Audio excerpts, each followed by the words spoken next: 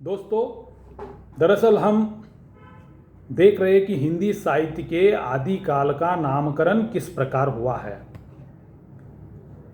हम लोगों ने गारदा दत्त तासी हो, शिव सिंह सेंगर हो, ग्रेसन हो या मिश्र बंधुओं की मिश्र बंधु विनोद ग्रंथ हो, इनके माध्यम से हिंदी साहित्य के आरंभ काल अर्थात आदिकाल के बारे में हमने चर्चा की है। परंतु अनेक कमियों के बावजूद मिश्र बंधुओं के ग्रंथ को नामकरण के अंतर्गत रखा गया है। कमियां जरूर है उसमें, परंतु आने वाले जो इतिहासकार है, विद्वजन है, उनके लिए एक पथदर्शक जरूर साबित हुआ है।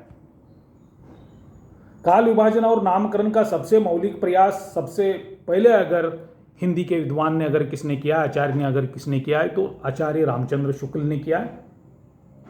आचार्य रामचंद्र शुक्ल इतिहासकार, रचनाकार और एक ख्यातनाम आलोचक के तौर पर जो है हमारे सामने उभर कर आते हैं। उन्होंने अपने हिंदी साहित्य का इतिहास में काल विभाजन और नामकरण को प्रस्तुत किया है। उन्होंने प्रत्येक कालखंड को दो दो नाम दिए हैं। एक मानव मनोविज्ञान पर आधारित है तो दूसरा नाम साहित्य की प्रमुख प्रवृत्तियों के आधार पर है। आचार्य शुक्ल का काल विभाजन और नामकरण इस प्रकार है। आदिकाल को उन्होंने वीरगाथा काल कहा है और इसका कालखंड उन्होंने प्रस्तुत किया है संवत सन 1050 से लेकर सन 1375 तक का जो कालखंड है हिंदी साहित्य का, वह उसे उन्होंने वीरगाथा काल या आदिकाल इस नाम से प्रस्तुत किया, इस शीर्षक से प्रस्तुत किया है। दूसरा है पूर्व मध्यकाल, जिसका उन्होंने भक्ति काल शीर्षक से, भक्ति काल नाम से भी इस पूर्व मध्यकाल को प्रस्तुत किया है उन्होंने।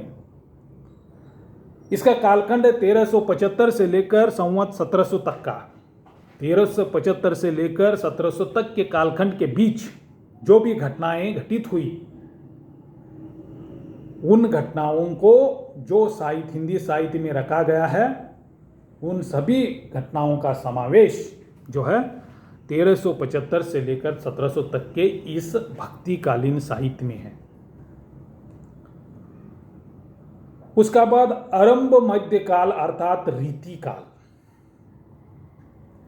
रीतिकाल का कालखंड रामचंद्र शुक्ल के अनुसार इस प्रकार है। संवत 1700 से लेकर 1900 तक का जो कालखंड है उसको उन्होंने रीतिकाल के अंतर्गत रखा है और संवत 1900 से लेकर आज तक का जो कालखंड है इसको उन्होंने आधुनिक काल के अंतर्गत रखा है। इस प्रकार आचार्य रामचंद्र शुक्ल ने हिंदी साहित्य के काल विभाजन को हमारे सामने प्रस्तुत किया है। आचार्य रामचंद्र शुक्ल जी का यह काल विभाजन और नामकरण हिंदी साहित्य के सर्वमान्य, हिंदी साहित्य के विद्वानों का इस आचार्य रामचंद्र शुक्ल के इस काल विभाजन को हिंदी के सभी विद्वानों ने स्वीकृति दी है। अनेक इतिहासकारों ने इसे थोड़ा परिवर्तन करके इसे स्वीकृत किया है।